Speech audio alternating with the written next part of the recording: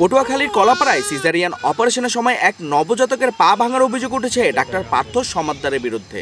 পরিবারের অভিযোগ, সিজারের পর টিকা দেওয়ার কথা বলে নবজাতকের পায়ে ইনজেকশন পুশ করা হয়। এরপর থেকেই শিশুর পা ফুলতে শুরু করে এবং কান্নাকাটি বাড়তে থাকে।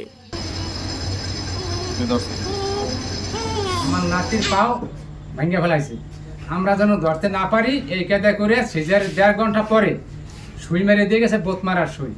3 দিন থাকবো আমরা, 3 দিনের মধ্যে না ফলে না টের পাই।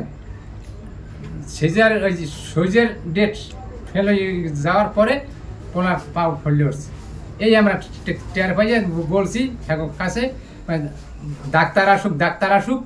হ্যাঁ, তামিম মিয়া বলতে আছে ডাক্তার আসুক। ডাক্তার আইসে 1টা বাজে, ডাক্তার ধরে গেছি, ডাক্তার বলতে আছে আমি তো করি নাই, করছেন আপনারা।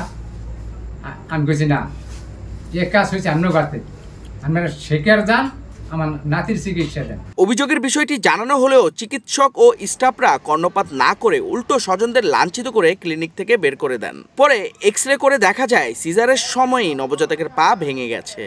না, অনহারা তো ভাঙতে পারে, এটা তো মনে করেন তো খেলার জিনিস না।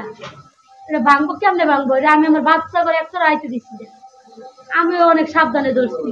এটা ভাঙবো কেমনে? বলছে কি যে এটা কোনো জ্ঞানজাম করার দরকার নাই, আপনারা বরিশাল যান, বরিশাল গেলে ভালো হইবে। এই মাইয়ে বুঝছা আমার ঠিক করতেছে, মা তেও আমার বাচ্চার পাওয়ার বুঝছা, এই আমি আর ওরা আব্বাই দুজনে দেখিয়া এই অবস্থা দেখিয়া এবার হ্যাঁ ধারে গেছি।